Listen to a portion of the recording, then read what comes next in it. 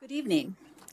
The League of Women Voters of Larimer County welcomes you to this candidate forum for the Board of the Health District of Northern Larimer County. There are 6 candidates running for 2 at-large board positions. This means the 2 candidates who receive the most votes will become the new board members. I am Marge Norskog, a member of the League and moderator for this event.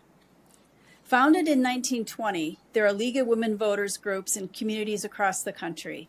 It is a nonpartisan, grassroots organization working to empower voters and defend democracy through advocacy and education.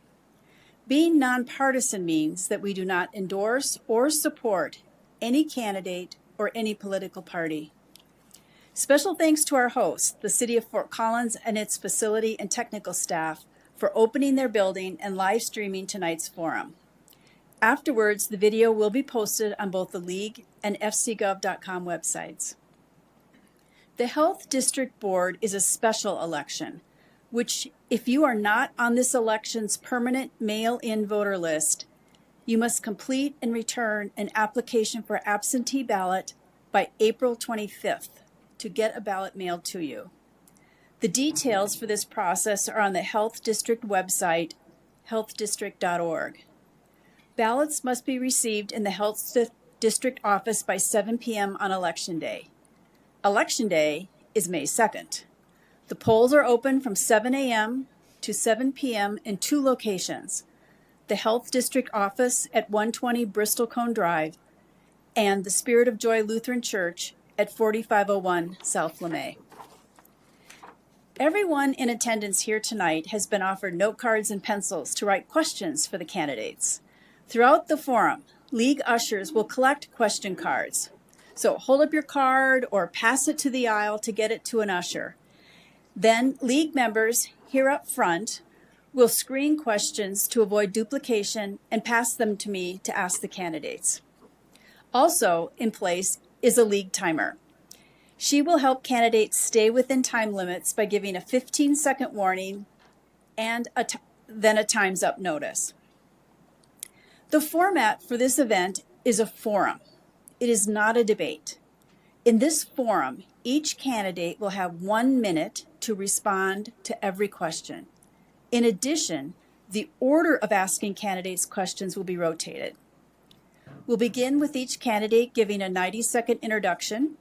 I will then ask as many questions as the time allows. Finally, each candidate will be given 1 minute to make a closing statement. After the forum, the candidates will be available in the lobby. Finally, before we begin, I ask that everyone in attendance show respect for our candidates and listen quietly to learn what each has to say about the issues facing our health district. Now, let me introduce our candidates. Michelle Christensen, Aaron Hottenstein, Rose Liu, John McKay, Mark Steiger, and Avril Strand. So Michelle, please begin with your opening statement.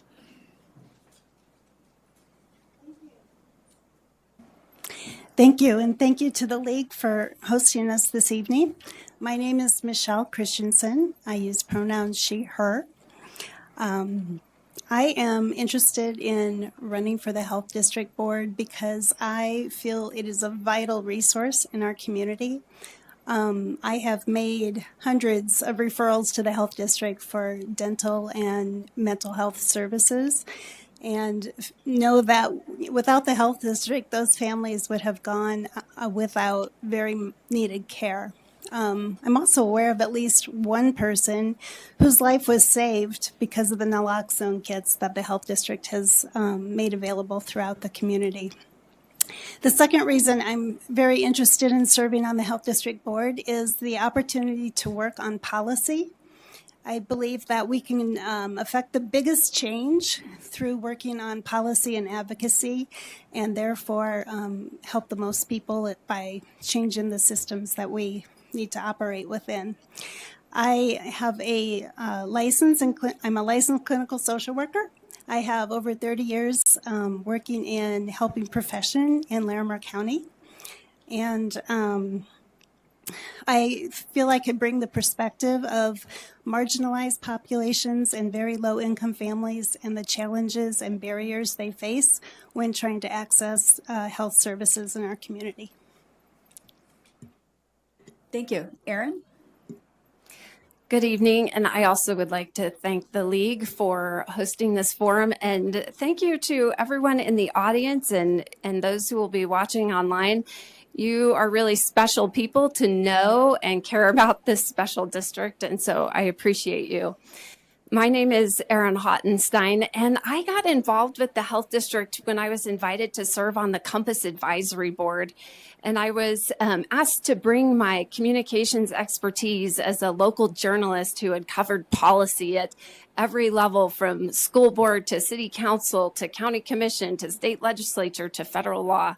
So I was bringing that policy perspective to the Compass when I was doing that.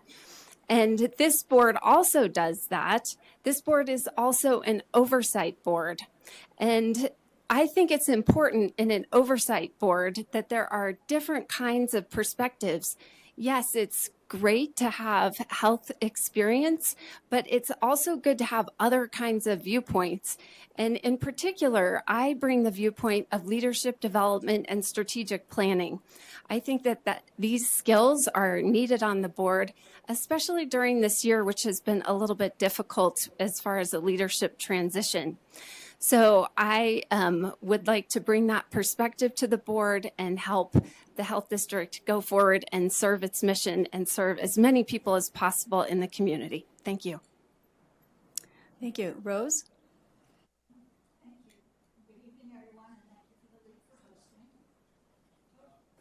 Good evening, everyone, and thank you for the League for hosting. My name is Rose Liu, and I'm running for the board because I am truly passionate about the kind of work that the Health District does and the mission of public health, which is to create the conditions under which people can be healthy. I think I am qualified to be on the board because of my professional experience and training, because of my longstanding community advocacy work in Fort Collins and Colorado, and because of my personal and family experiences in living here for over 25 years. In terms of professional background, I've worked in nursing, public health, environmental science, and water resources. I have a bachelor's in nursing and a master's in public health and a master's in environmental science. I've worked in New York City hospitals on psychiatric units and with people struggling with substance abuse and other mental health issues. I've also worked in the Colorado Migrant Health Program with migrant workers who are quite poor. Secondly, in terms of my community advocacy, that has been mostly for healthcare for all Colorado and for climate sustainability. Thank you, Rose. John? Good evening. My name is John McKay. I've had the privilege of living in this great community since 2001. And I do truly believe that when you get things from a community, it's an opportunity to give back. And so in my career, as well as in my personal life, I really think that it's about service. Being originally from Guatemala and being born there and raised here in the United States predominantly, I made a conscious decision to think about marginalized spaces and identities and think about, how do I want to serve? And I decided I wanted to continue to serve here in the United States because I had multicultural lenses, be able to speak Spanish, and be able to really be able to serve communities that don't always have a voice. And we have people in this community that live in the shadows. And in my experience in working as an educational leader in Poudre School District for 9 years as Director of Language, Culture, and Equity, also as a high school principal, elementary assistant principal, social worker, and clinician. I feel like this is an opportunity to help lead and continue to give back and serve our community by representing and being a board member of the health district. And I want to apologize, I did not introduce myself with my pronouns, he, him, él. Y buenas noches a todos. Muchísimas gracias para ir aquí y están con nosotros esta noche. Thank you. Thank you. Mark? Oh, it's my turn. Oop, that's too loud. Hi, I'm Mark Steiger, and honestly, I've got to meet some of these people, and they are amazing. So this is going to be a wonderful time. Because honestly, no matter what happens, I think the board is going to be better by all these candidates. So my name is Mark Steiger. I am actually currently the Director of Behavioral Health over at Larimer County Jail. So I work with a lot of underprivileged, under-resourced population. My background, I got my undergrad in economics, and I realized that didn't go too far, and so I went into counseling after that. And so I am a licensed professional counselor. And I've worked in a lot of different areas. I've had some ties with the health district. My wonderful wife was an intern and worked over there.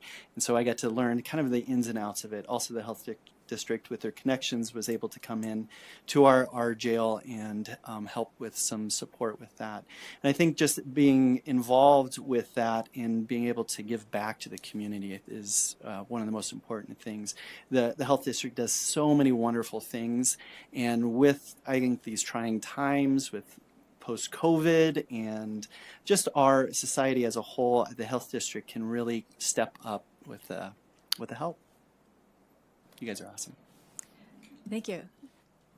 Avi?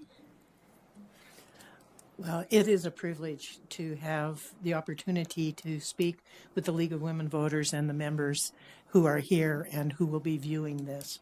I go by the pronouns she and her, and I feel like I have the opportunity to be an excellent board member, as I have the ability to understand what we need in this community and prioritize the limited resources to meet the gaps in health services in our community.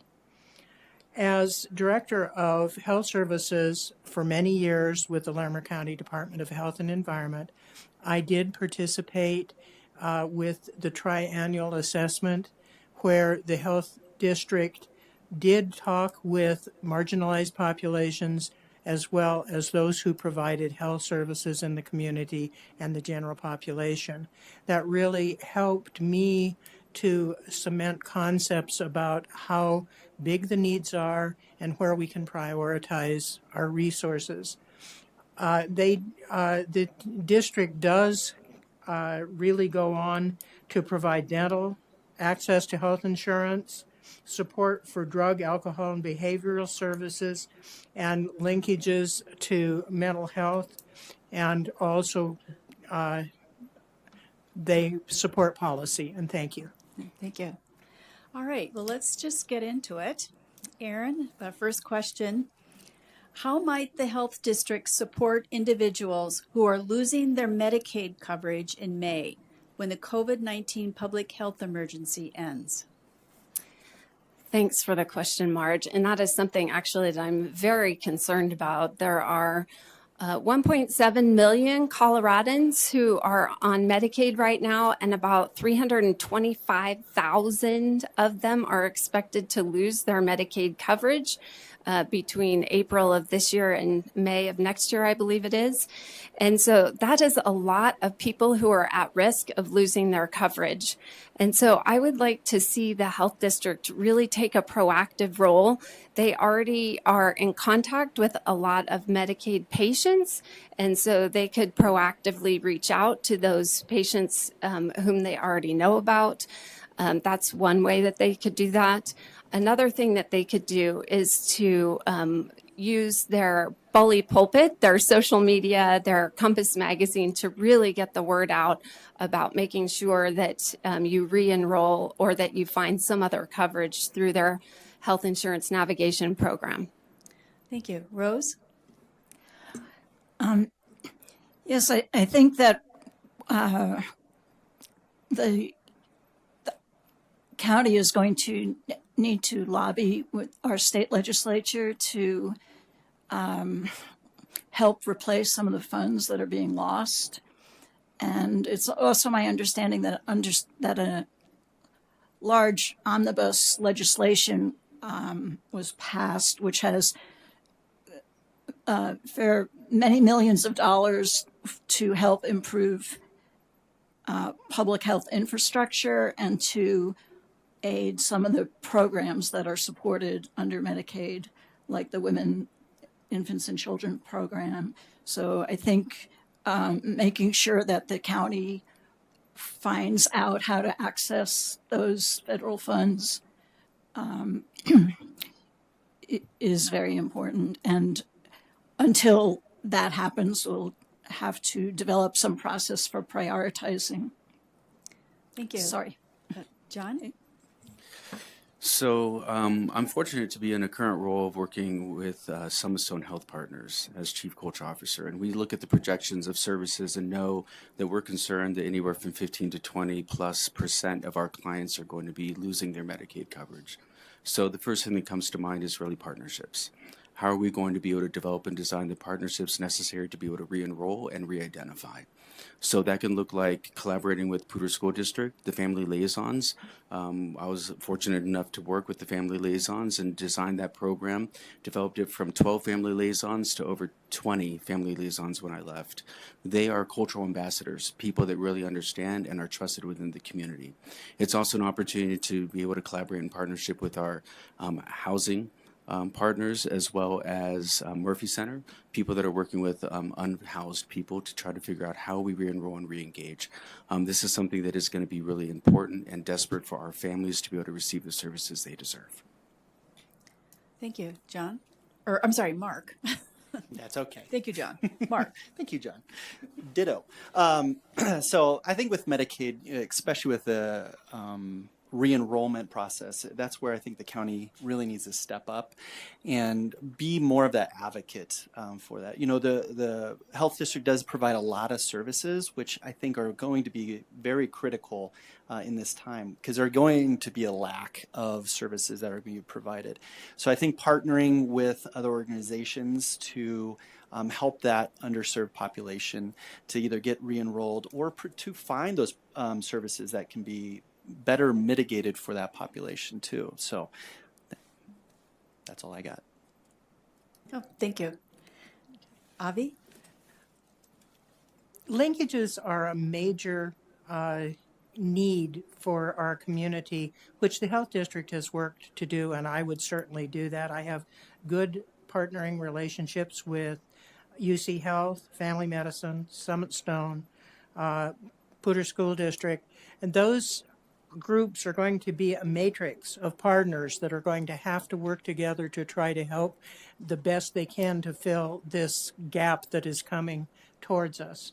I would really see us coordinating and helping to bring those folks together to assure that we know the problems, we communicate the problems to our community and to our policymakers, and that we then work to navigate the health insurance needs of our population and inform them as best we can. Thank you. Thank you. Michelle?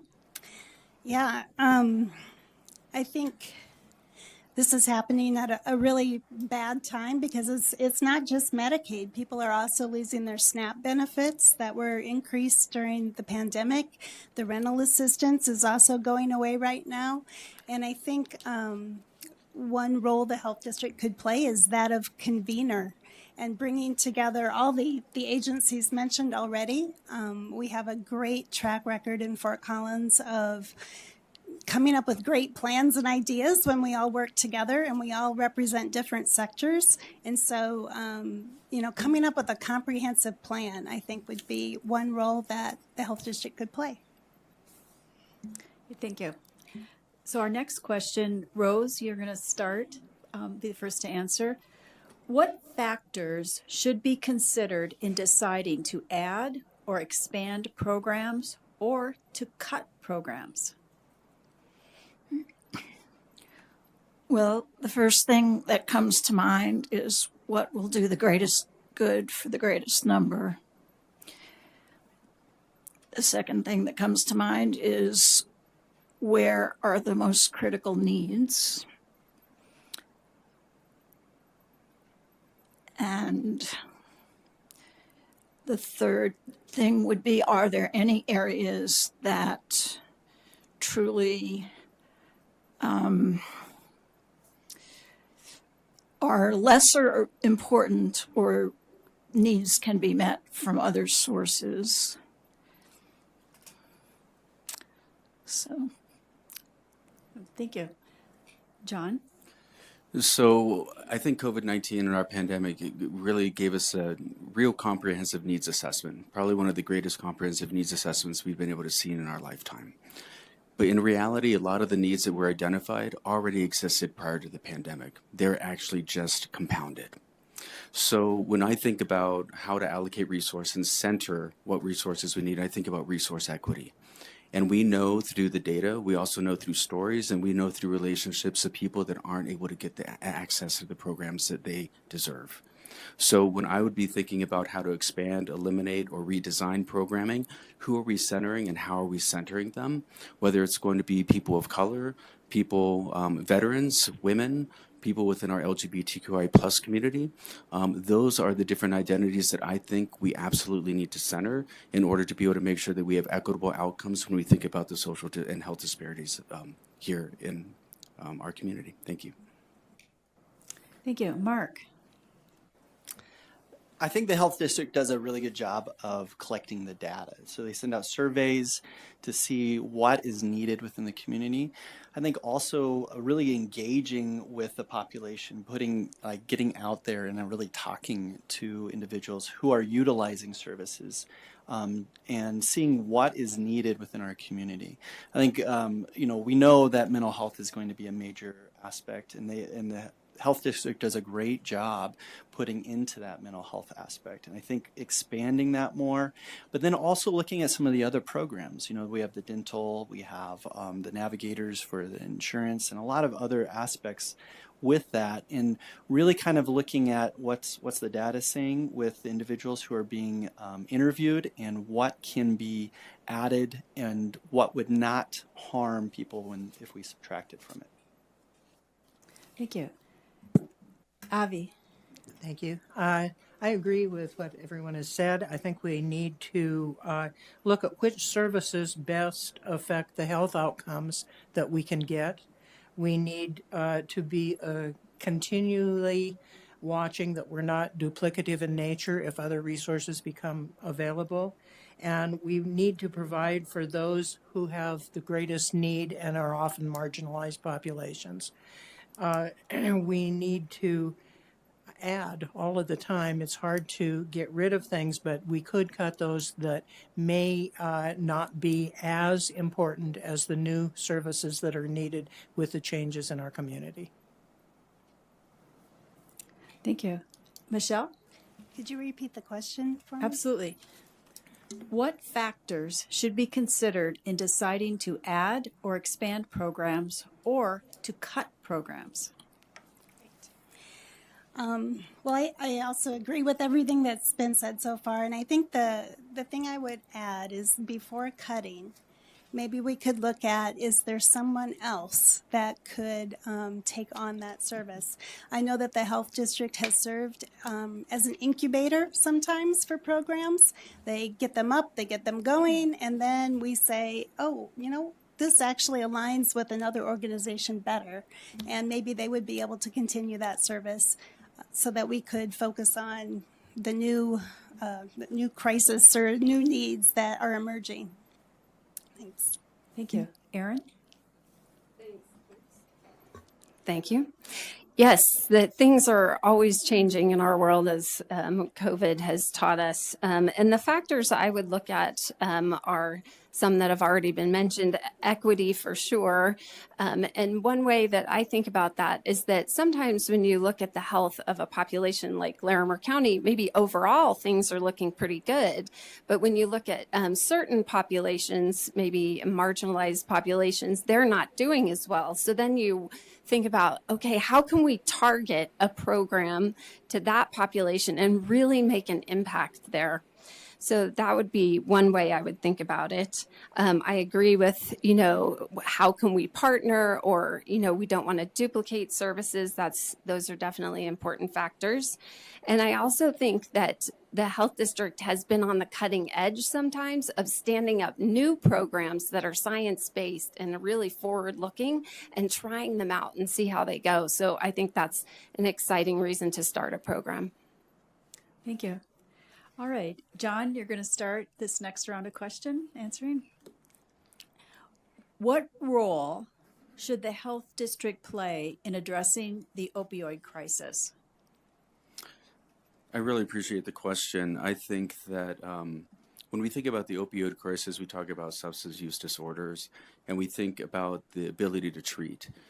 And we have great treatments. I think that the health district can really provide awareness, education, and also we can get into different community spaces and think about how can we be leaders in starting the treatment. When we think about the great services that the health district has to offer, their intake, their assessment, and their response, and great connectors to additional services. So when I think about the opioid epidemic that we have facing us right now, I also think about how people have a sense of belonging within our community.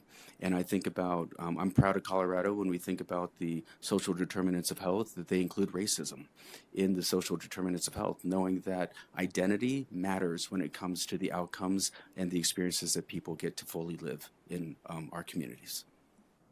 Thank you. Mark?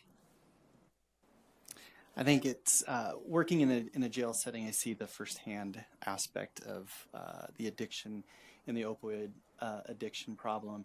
We've started a MAP program, which I think is a wonderful aspect, and there's a lot of organizations that are also helping to start MAT, or medical assisted treatment programs.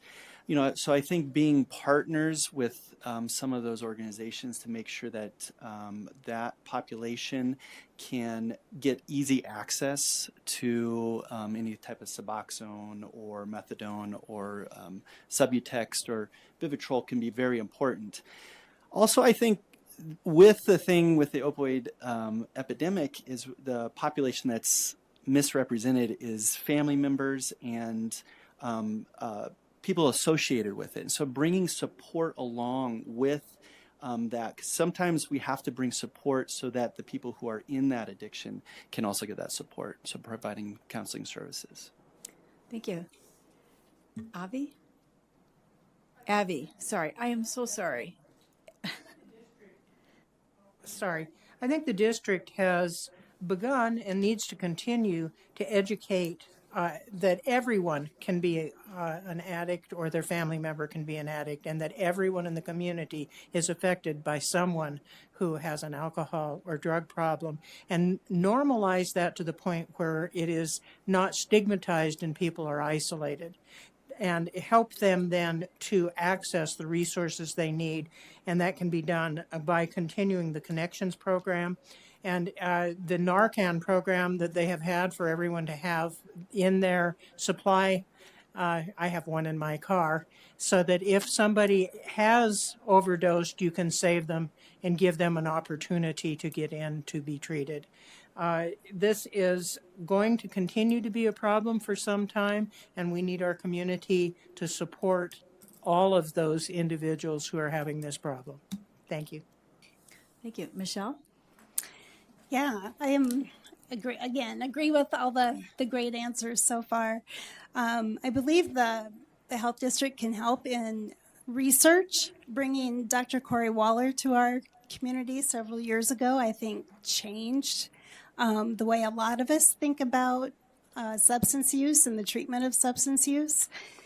Also working on prevention, the Changing Minds campaign, the naloxone kits, education, starting with youth, And then the third thing I would say is policy. There's a tendency right now to want to criminalize people who are addicted to substances, and we know that doesn't work. And so I think also advocating for policies that work and do not criminalize. Thanks. Thank you. Erin? Yes, in addition to the fantastic answers that have already been offered up, I agree that the things like the Narcan training and the medically assisted treatment, that those were great programs that the health district worked on, and I'd like to see them doing more of that. We could have more Narcan education in the community. So that's one idea. I really love the Changing Minds campaign. That was just fantastic about destigmatizing substance use. So important to get people the treatment that they need and to support the families. The last thing I would lift up is the Mental Health and Substance Use Alliance. The health district played a critical role in convening that group of community partners and bringing all kinds of nonprofits and agencies together to do the work together as a community. And I would like to see them do that again and do more of that. Thank you. Rose? Yes, so just to highlight normalizing the problem and destigmatizing it. It's one, education with more outreach into both schools and hospitals, and places where disadvantaged people go, like in homeless shelters. Also, more outreach. I know a lot has been done, but I think maybe more could be done with the first responders in understanding behavioral health issues in addition to having the Narcan with them. And I think that's it. Thank you. Yeah, thank you. All right, we have a new question, and Mark, you'll start. What role does the health district have in ensuring equitable healthcare, including equity, diversity, and inclusion considerations? I think in today's world, that is one of the most important questions because there's so many populations that are overlooked. In our northern Colorado, we don't want to have anything where we're marginalizing individuals with that. I know Summit Stone does a great job to provide those type of services to all the people that are involved. And I think the health district can help both with policies and also just the education aspect within our communities in really reaching out so that people aren't separated or segregated in any interactions they have within the health district, from mental health to even the dental type of things. Thank you. Avi? Marge, would you repeat the question? Yes. What role does the health district have in ensuring equitable health care, including equity, diversity, and inclusion considerations? Thank you.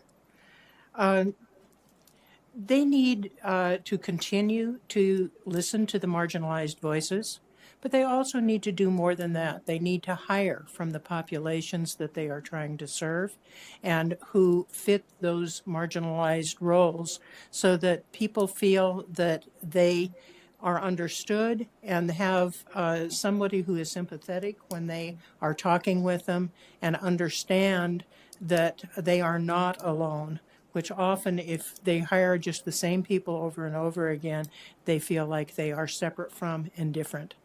I think that we also need to continue to educate the population about what it's like to not be the class that you are, so that you can have a better understanding of where someone else is coming from.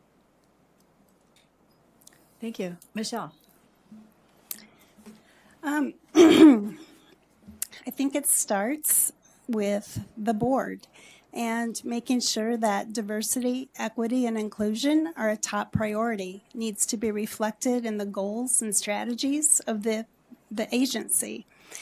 Then I think you also need to look at, internally and your hiring practices and your staff, because we know that the more diverse your staff is, the better you're going to be able to serve a diverse population. And when we can serve a more diverse population and be more inclusive, we're going to get better health outcomes. Thanks. Thank you. Erin. Diversity, equity, and inclusion is so important in achieving health equity, and it's definitely something that I think should be infused at every level of the organization, starting with the board and all the way through and out into the community. So I know that the health district has been working on this. I remember even attending a DEI training that the board went through. I think it was during COVID. So, raising our own awareness is important. Again, I think that there are opportunities to be out in the community and forming partnerships with those who are doing work with diversity, equity, and inclusion groups, such as the BIPOC Alliance or LGBTQ groups, that we come alongside them and figure out, what works for you and how can we partner together and make a stronger partnership to achieve those equitable health outcomes. Thank you. Rose? So I think of 4 things that were also, most of them mentioned before, but hiring people who represent the groups that you're trying to help. The health department, I think, has school liaisons, and need to try and see if the liaisons in the schools can represent the people that they're trying to reach in the student population. And I think this is also an area that calls for advocacy for policies at the local and state, perhaps even national level, that support equity and that fight attempts to discriminate against marginalized populations. Thanks. Thank you. John? So I think that our role in ensuring equitable healthcare is in everything that we do. It's not anything different. It's not a separate program. It's not a training. It actually starts with each individual to really be able to unpack and unlearn and learn new strategies that are going to center the people that need us most. So that includes, really thinking about a framework. What do intentional partnerships look like? What does our learning and development look like? What does resource equity look like, and what do equitable policies and procedures look like? And on that policy level, how do we infuse the idea of centering the people that we need to be fighting for the most? So when we think about Medicare, we think about universal coverage, we think about our advocacy, we think about how does it pay for mental and behavioral health, how does it also fully cover some of the basic needs that people need access to. So when I think about DEIJ, I just always remember best intentions don't yield just results, and I think that we need to be more intentional in making sure that we infuse it as part of our practice and who we are, not something separate and a training that we have to learn. Thank you. All right. A new question. And Avi, you'll start. Sorry. Please explain to what extent you agree or disagree that the health district should have a role with respect to gun safety and gun violence prevention. I agree, first of all, that they have a role. That role can strongly be affecting the community through education about the interventions that can make a difference. They can help to support having gun locks for individuals within the community, and can advocate for policy change, state, local, national level, to reduce the access to assault weapons. We need to, I think, include the students and the children within our community to let them have a voice about how fearful it can be for them to go to school, and that they can often be influential in making changes within the community.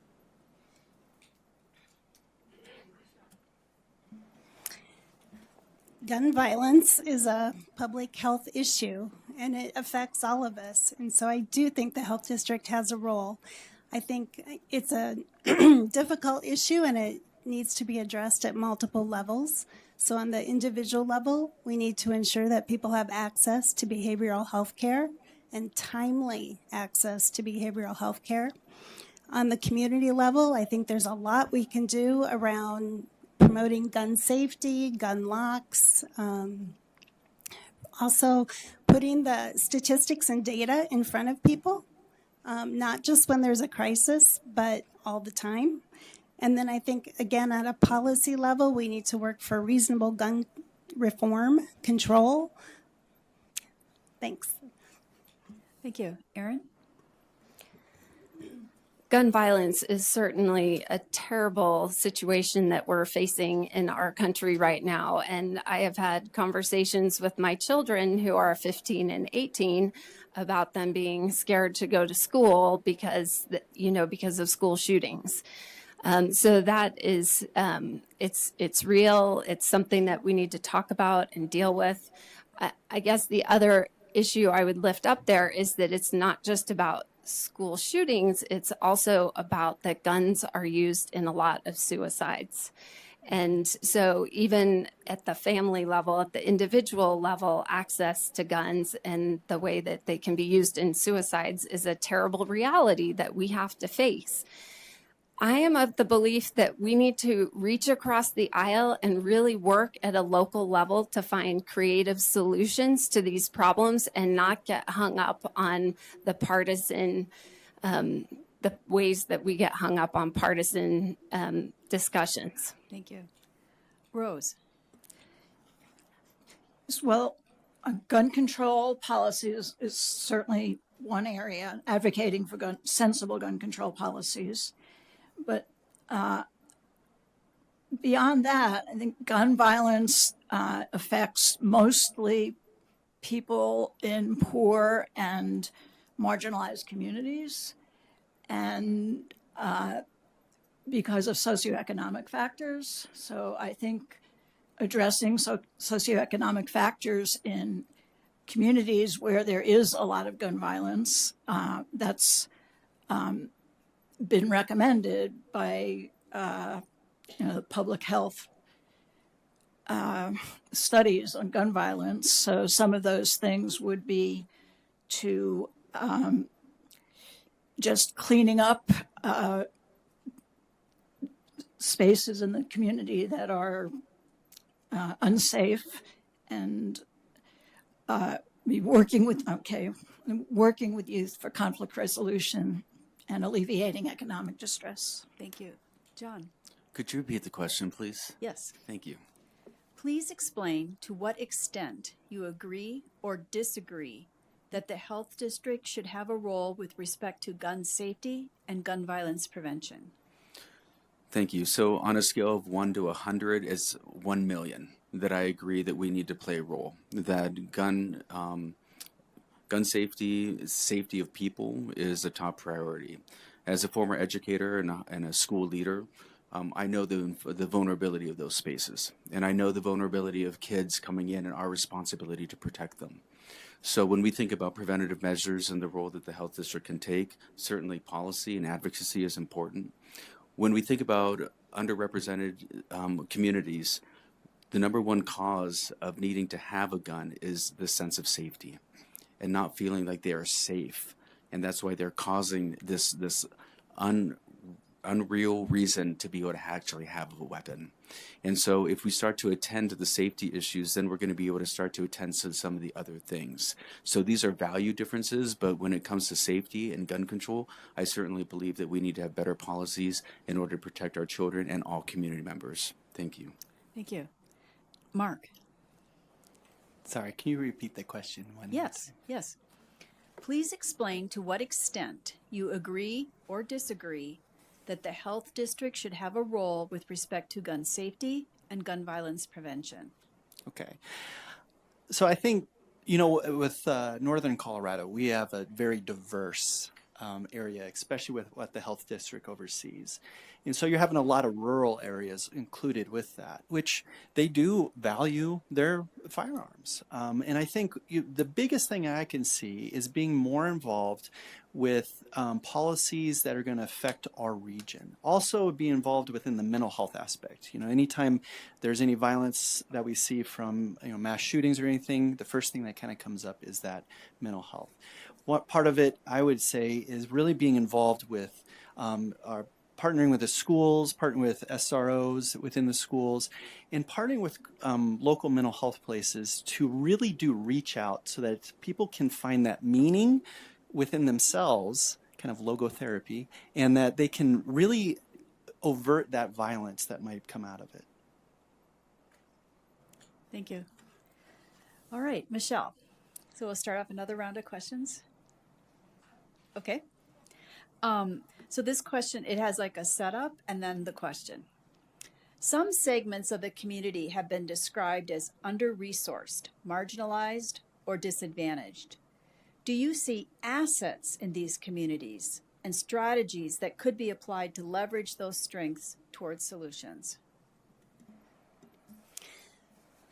Yes, we have a lot to learn, and I think we need to go into those communities and learn from them so that we can work with them to create solutions for them.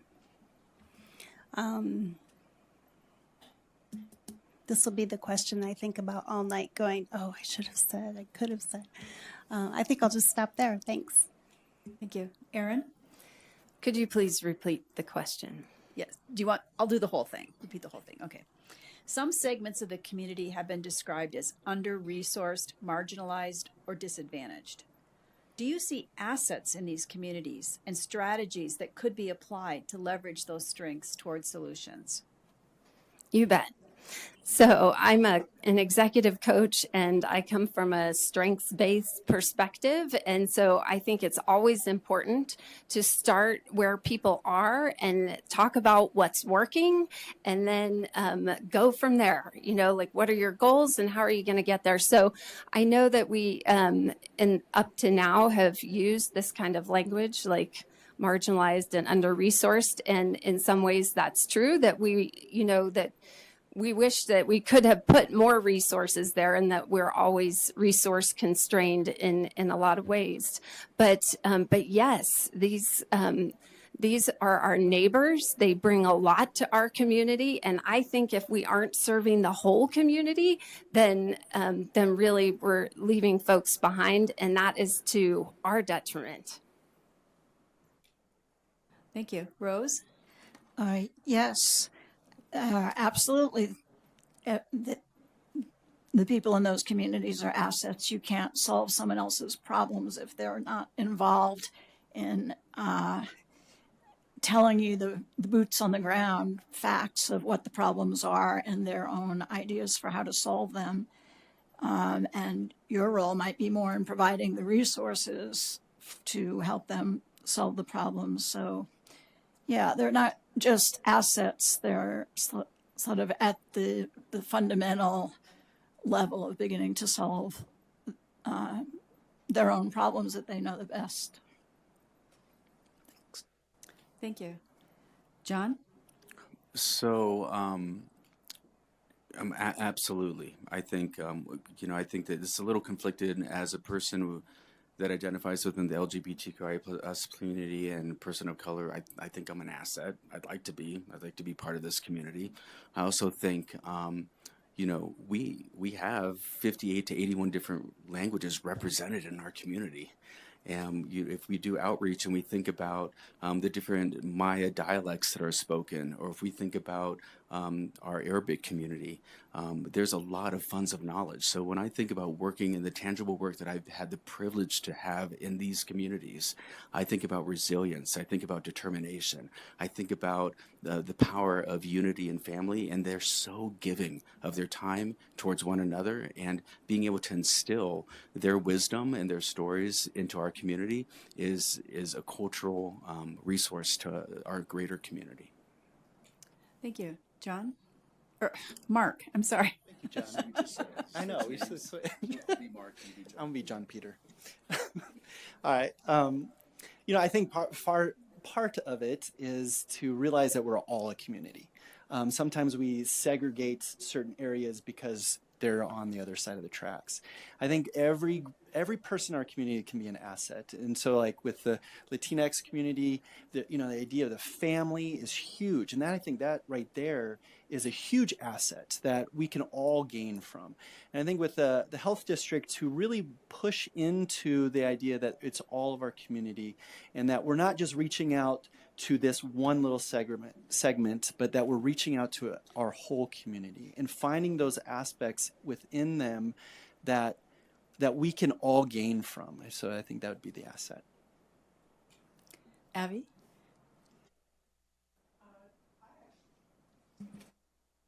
Sorry, I actually came from a marginalized community when I was young.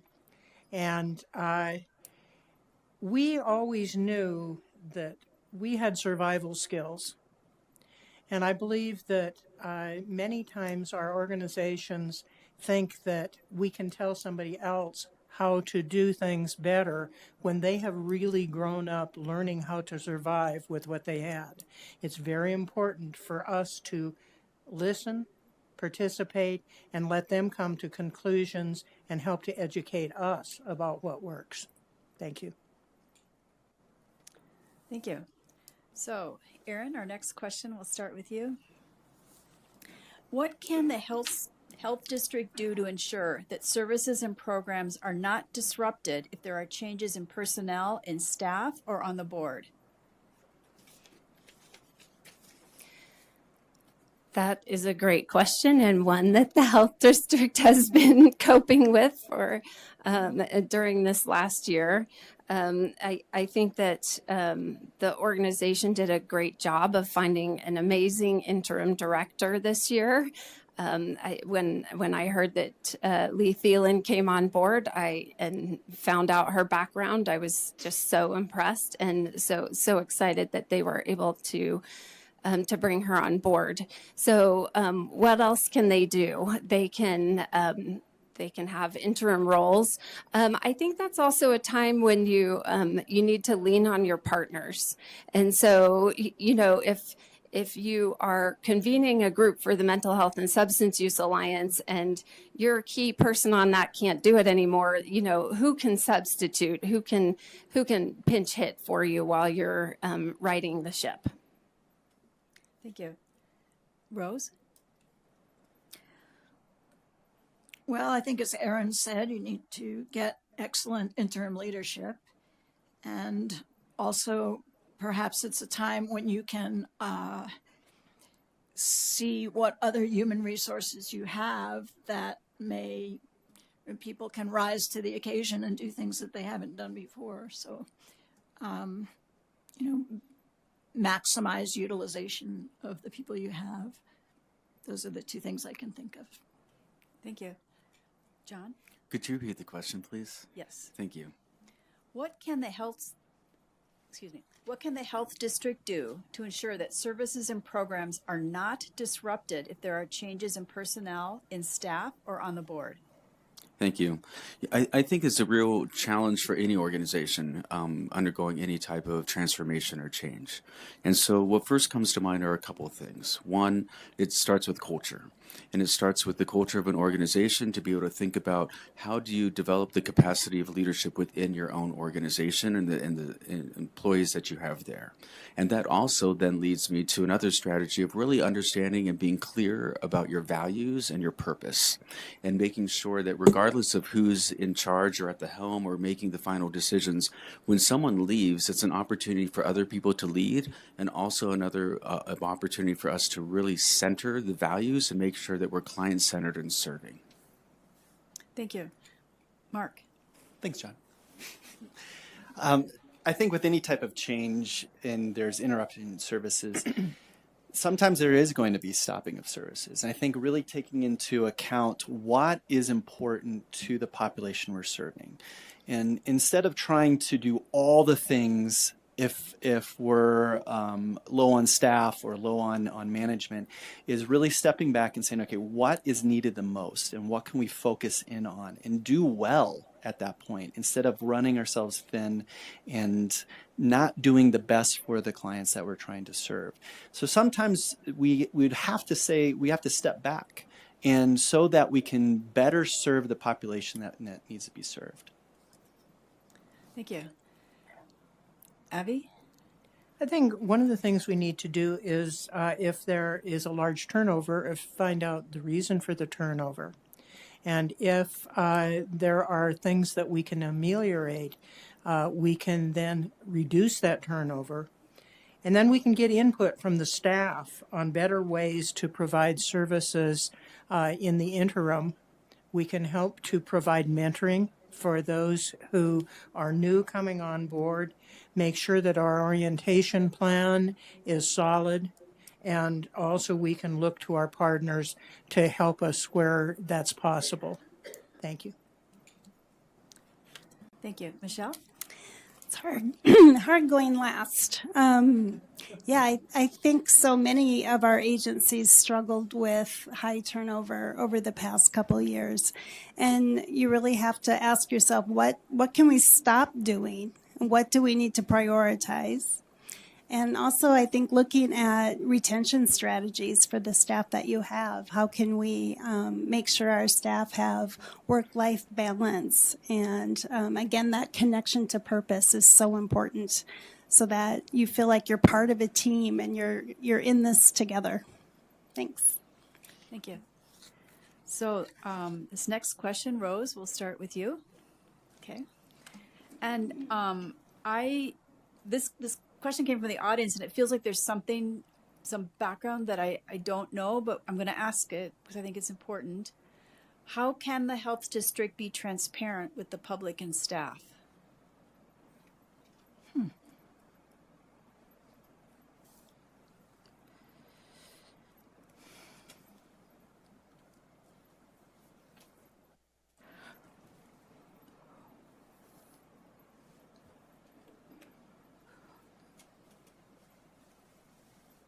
Well, I think there's sort of two big divisions, and one is in your general daily day-to-day operations, in which you need to just be completely honest and communicate to the public and the staff of what you're doing.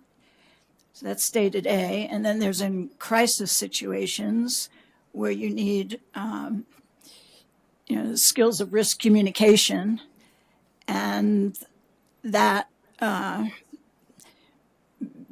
building trust is basically tell people what you're going to do and then do what you say you're going to do. So I think that sums it up: honesty, communication, and follow through to build trust. And that's it. Thank you. John? Marge, could you repeat the question, please? Yes. Thank you. How can the health district be transparent with the public and staff? Excellent. So there's a couple ways that we can do this. I think transparency also speaks to accountability. And accountability for decisions. I think staff want to always know, like, how are decisions being made. So I think having quarterly forums where a remote environment is going to be great for being able to bring tons of people in. And so having forums for leadership to be able to come and convene and be able to answer questions and be able to be accountable for some of the decisions, going out and making sure that staff are able to speak to leaders and that are making decisions, so it's informed decisions. Part of inclusive leadership and partnerships is about informed decisions. And then to our public, being able to have transparent conversations, have open forums. Obviously, the board meetings are open to the public, but sometimes that's very difficult. So how do we record them? How do we articulate them? How do you send out some of the priorities and then talk about the action steps that are being accomplished or still need to be accomplished in order to be able to set the priorities and the information being transparent? Thank you. Mark? Thank you. I think Health District is starting off with this in a good way. They're doing the executive director presentations, and to really kind of show, hey, this is what the executive director is. And so I think it starts with leadership. Also, I think having just the financials available. I think knowing, hey, where is our money going? Since we're receiving taxpayer dollars, where's our money going, and how is it being spent? I think is very important, because I want to know, like, where's my money going with that?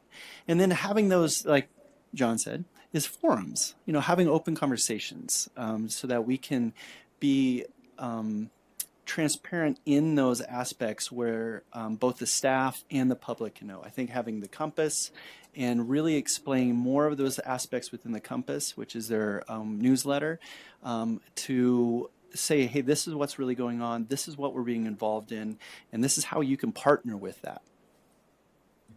Thank you. Abby? As it relates to staff, I think it's really important for the leadership to touch base with the individual staff members, both in a group process and one-on-one frequently. That helps to have transparency, and hopefully they can feel free to ask questions and get solid answers and be in a welcoming environment to do so. I think it's very important to maintain community access to the board meetings through a Zoom process as well as in person. I think the Compass paper is a helpful tool to, again, keep people linked into what the district is doing. And I think there should be an open forum for questions that can come in and be answered. Thank you. Thank you. Michelle? Thanks. I would say be as proactive as you can with key stakeholders. Don't let them find out in the rumor mill or in the newspaper, but be proactive about it and say, hey, here's what happened, here's what's going on, and we want to reassure you that we have a plan to move forward. Ask for their input. Same with staff. I think you need to be open and honest and accountable. Again, ask, how they were affected, and reassure them that there's a plan moving forward. And, they want to know how we're going to get through this. What's the plan moving forward? Thanks. Thank you. Erin? So I agree that communication is the foundation of this, both internally and externally. And I like a lot of the ideas that have been shared already. I think, when that communication breaks down, that's when trust breaks down, and that's when your culture breaks down. And so really paying attention to that in some of the ways that have been mentioned are very important. As for externally, that we don't hear a lot about the health district in the newspaper. And so that is something that I would like to work on myself, is to get out there in the community and really say what the health district is doing, and, go around to other communities such as Wellington and Timnath, not just Fort Collins, Red Feather Lakes and Bellevue, and say what we're up to. So that they can get that communication directly from us, and they will feel like we're being transparent. And then also, yes, I like that the minutes are posted and the budget is posted, and that the Zoom meetings are available. Thank you. All right. We have a new question. John, you'll start. This one turns the tables a little bit. In what ways can the community support the health district and be involved in expanding and improving healthcare coverage? So I think what comes to mind is be champions of our work. Being able to really get to know the details of what the health district is able to provide, and be able to be a critical friend, being able to understand not only the services, but meet the resource with the need. And be able to be patient and be willing to let the health district be innovative. Some of the things aren't always going to work. We're not always going to solve everything the first time, but what are we going to learn from that, and how are we going to fail forward? And so being able to have the community come in and be able to provide expertise, we have a wealth of knowledge in this community. So how would we be able to solicit that support from different identities, from different sectors within the district, I would love to hear what the needs of our rural community really have and how we would be able to expand programming up in Red Feather and some of the other areas that we know have the same needs, but not always the same resources. So how do we listen and learn and invite people in? Thank you. Mark? I think the community, the way to help expound and just to bring more into the health district is participating with it. You know, we do, the health district does surveys out. As we all know, surveys can get lost in the mix of things. And so really finding champions within community aspects and who can help expand the knowledge of what the health district is doing. And so then we can get more feedback of what is needed within the health district. I think that is important because if we're just sending out, hey, this is what we're doing on a survey, a lot of things can be mixed. And so really reaching out to community leaders and partners within there that can give more information on what is needed and also expand on the information that the health district is doing. Thank you. Abby? Unfortunately, I think that sometimes the health district is a secret to the community, and I would like for them to listen and learn what the health district does and what a gem they have in this community that other communities don't have. I'd like to have them participate in giving input when assessment questions go out so that we have good data. And I'd like them to support policy, state, local, and at the federal level so that we can get the changes we need and we can prioritize to fill gaps that those policies don't meet. I think the community can be involved in maintaining their own health and learning what they can do through lifestyle changes. Thank you. Thank you. Michelle? I agree. The health district is not well known in the community, and I think this election is one way the community can be involved and spread the word and bring ideas, the surveys. I don't know that we've had opportunities for volunteerism, but I think that's a great way for the community to be involved as well. I think one thing that health district could do a little bit more is toot their own horn and brag a little bit more about the programs that they're setting up out there in the community, which may bring the community in and get them more involved. Thanks. Thank you. Erin? Right. The first way that the community can get involved is to get your absentee ballot application turned in and then get all your friends to turn in their ballot applications too. But no, really, that's like getting the word out about this, and folks don't know as much about the health district as I would like them to know, although usually when I mention the compass, that's a good plus. They say, oh yeah, the compass. The other way I really could see the community supporting the health district is through partnerships. We have so many amazing nonprofits and other agencies here in the community that, if we could all work together, I really think it would be additive, generative. It wouldn't be just 1 + 1 = 2. It would be 1 + 1 = something bigger. We could amplify the work that we're all doing together. And I think that you get that amplification when you work in partnership. Thank you. Rose? Yes, I think some ways to get the community involved and expand coverage might be to have community engagement forums or sort of listening sessions on what the community thinks they need help with, and the health district can give information on what the services are already available. The health district could be a presence at community events like health fairs or Earth Day, or just celebration events like Cinco de Mayo. It could have a table there with information and someone who could talk, in Spanish at that event, or someone who represents the community who would be there to talk with people. And if there are policies that are relevant to, okay, I'll stop. Thank you. Thank you. So the next question will start with Mark. And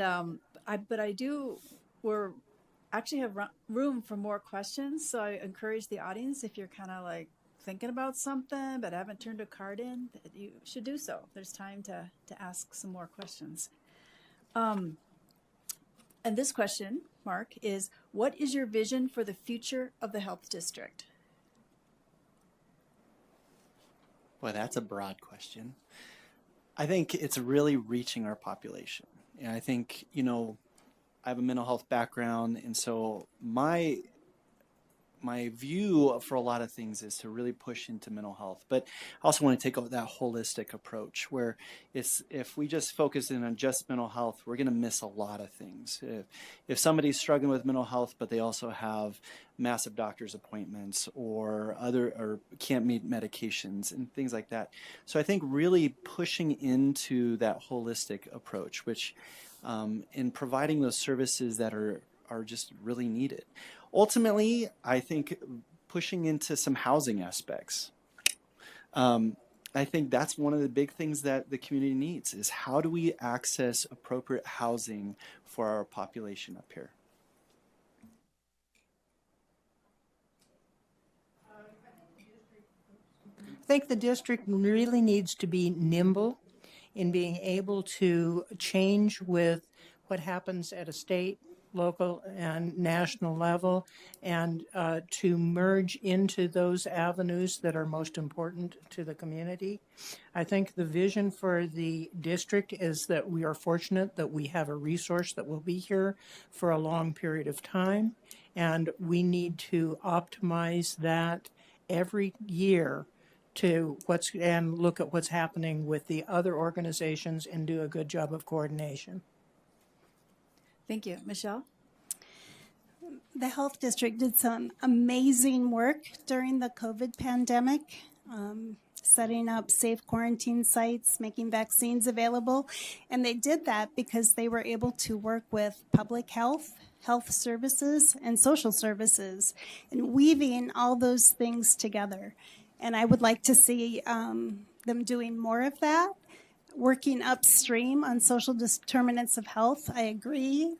Housing is a basic need. We all need a safe place to live, and that really builds on a lot of other determinants of health, like having access to education, food, employment. So in some ways, kind of broadening their view beyond mental health and substance use, which is important, and I think definitely they need to remain involved in that area. But by working through those partnerships, I think they could take a broader view. Thanks. Thank you. Erin?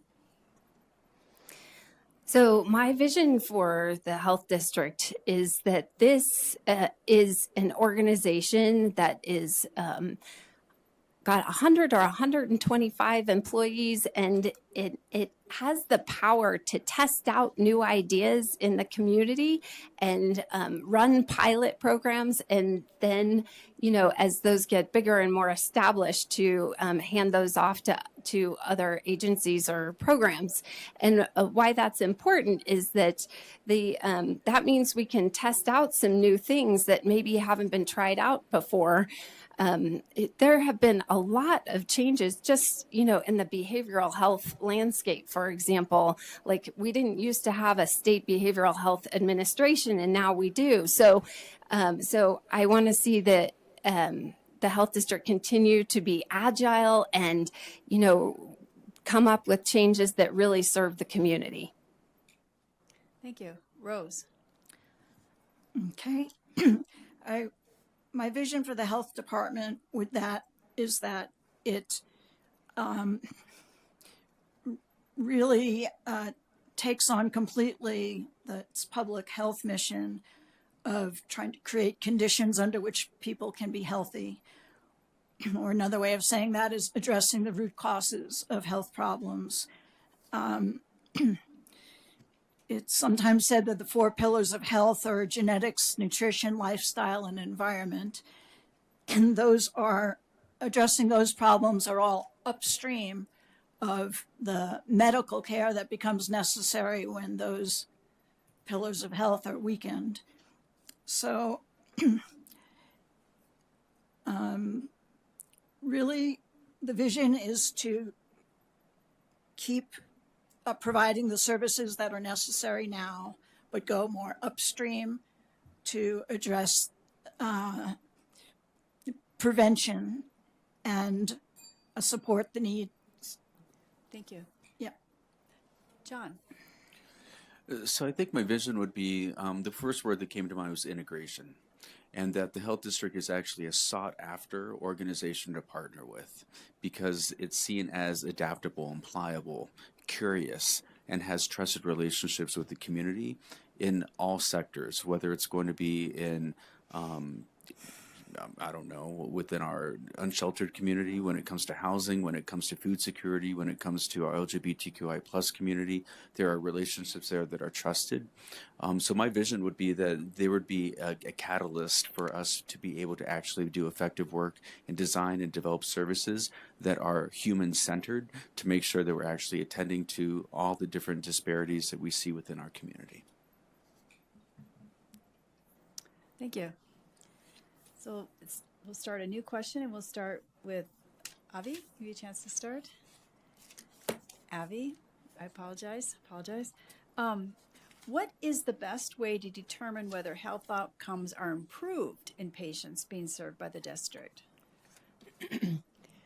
You know, that's somewhat according to which services we're looking at. Some of those can be individually assessed at a later date.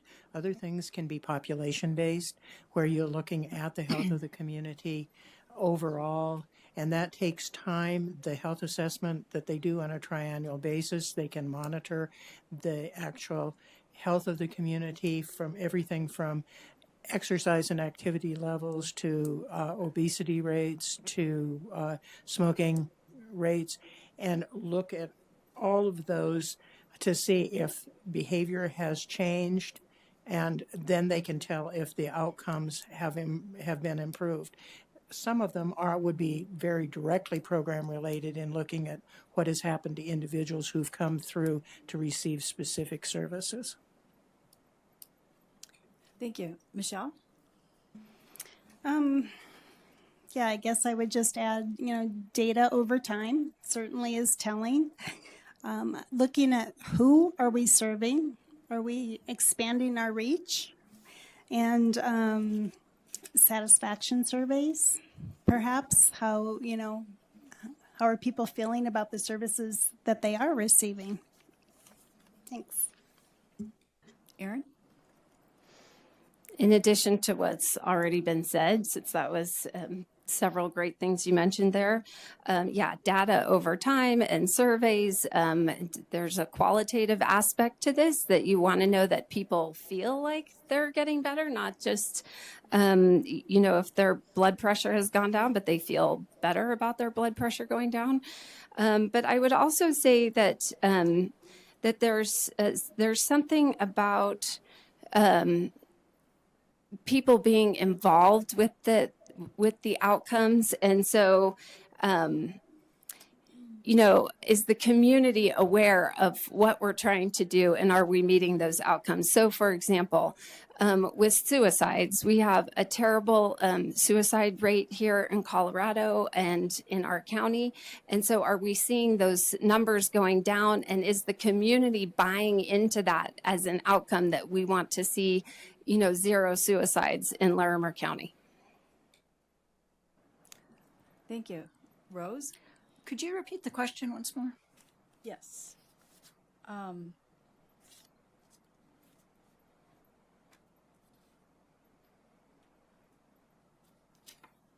sorry. I lost my pile here. What is the best way to determine whether health outcomes are improved in patients being served by the health district? Okay. I think the best way to do that is to determine what goals, what indicators are that you're going to use, and collect the data over time to see if, in fact, they support that the health is getting better or not. And that would include hospital data, visits to emergency rooms, visits to physicians,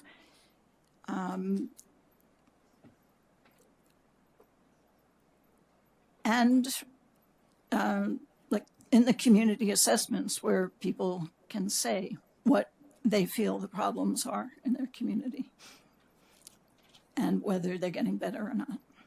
Thank you. Thank you. John? So I appreciate everyone's answers. I think that I look at data as well, and over time, and how are they rooted in the social determinants of health? When we think about education, who's graduating on time? How are they graduating? How are they getting career pathways? It's not just post-secondary education towards a university. It may be trade school. It might be other skills that we can offer. When we think about some data, for example, I had the privilege to oversee the McKinney-Vento Homeless Education Program. As of April 5th, just now, we've had 1,366 students identified as lacking fixed, regular, adequate housing. Out of that, we have 207 unaccompanied homeless youth. So what is that data telling us, and how are we going to respond to those needs in order for us to be able to see whether we're making progress as a community, and then use our resources to center the students and the identities that we need, that we know need our help the most? Thank you. Mark? Can you repeat the question one more time? Yes. What is the best way to determine whether health outcomes are improved in patients being served by the health district? So I think really reaching out to stakeholders and partnering agencies. I think it's been mentioned, if we're seeing less ER visits, or if we're seeing more people being plugged into the primary care physicians and things like that.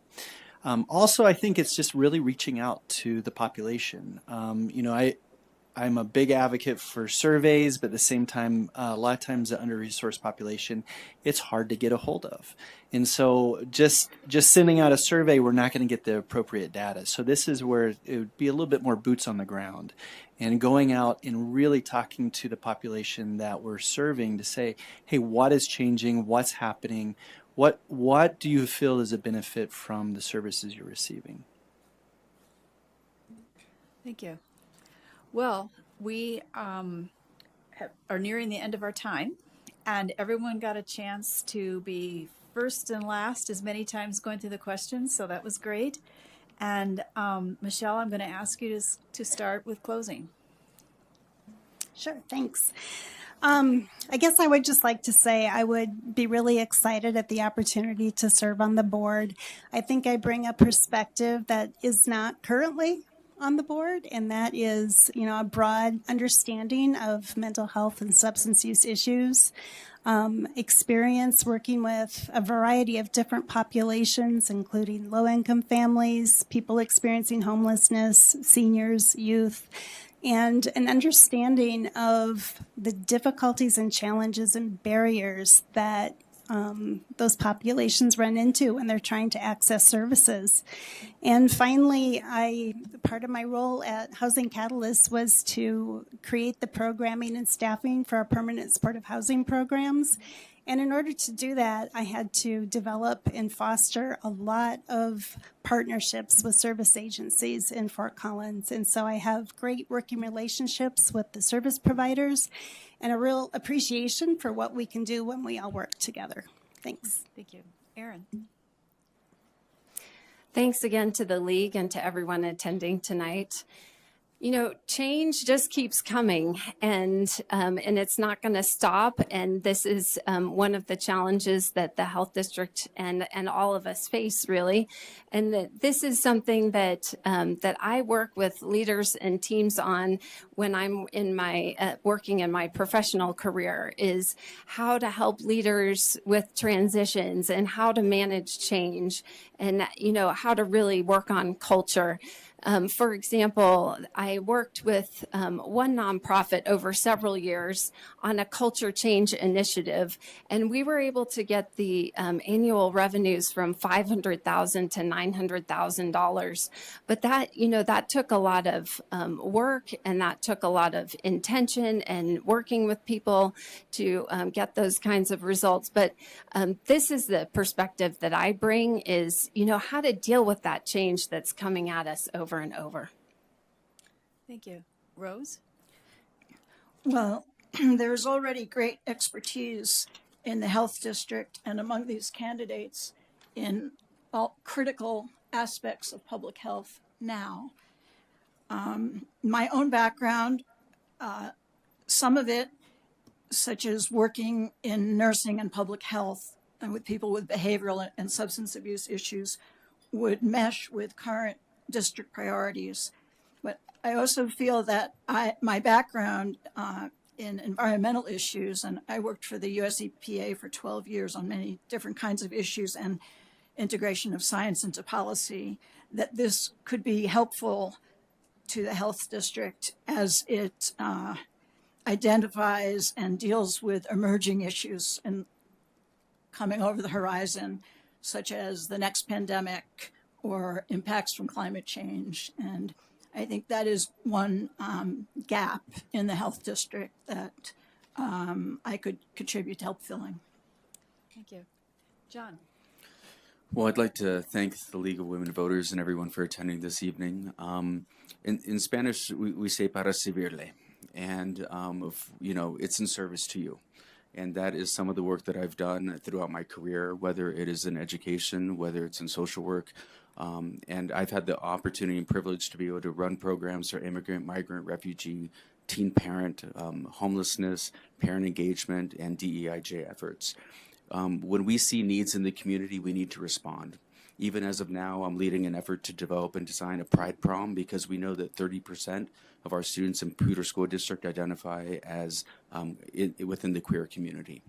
And so how do we center the needs of students and center the needs of people in order to respond effectively, collaboratively together?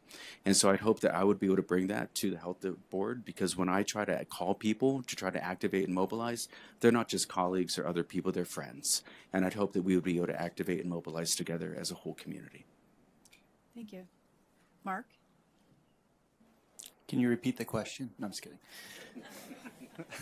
So, it's been an honor and a privilege, and it's been a fun night. I think, being on a board of directors, you get to be a sounding board for the organization. So for the leadership and for the staff, for somebody to really bounce off ideas. I think Larimer County as a whole is a very innovative county. In our area up here, we have done a lot of things, even within the court systems and the judicial system that I work in, that is very unique to address mental health issues and substance abuse issues.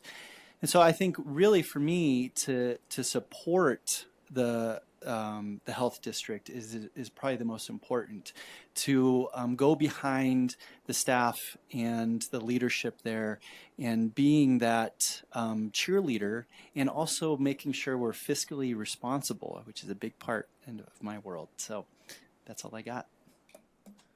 Thank you. Navi? First of all, I'd like to say that I have been fortunate to have worked for the health department for a long time and was able to be involved in a lot of community development, so that I was able to be on the originating board, for example, that started the food bank, or that built the Inspiration Playground, which is an all-abilities playground so that children can work or play together, whether they have abilities or disabilities. I am aware that that's very important in this role with the health district, because we really can't just look at providing services without developing the resources within the community to meet the needs.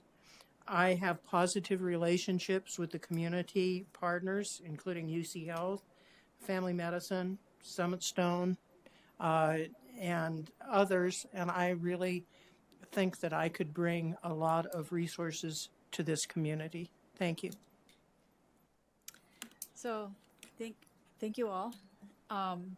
Please join me in thanking the candidates for their participation tonight and their willingness to serve on the Health District Board.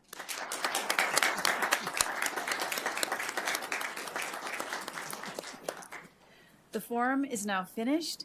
Please take advantage of this opportunity to meet and speak with the candidates in the lobby. Good night.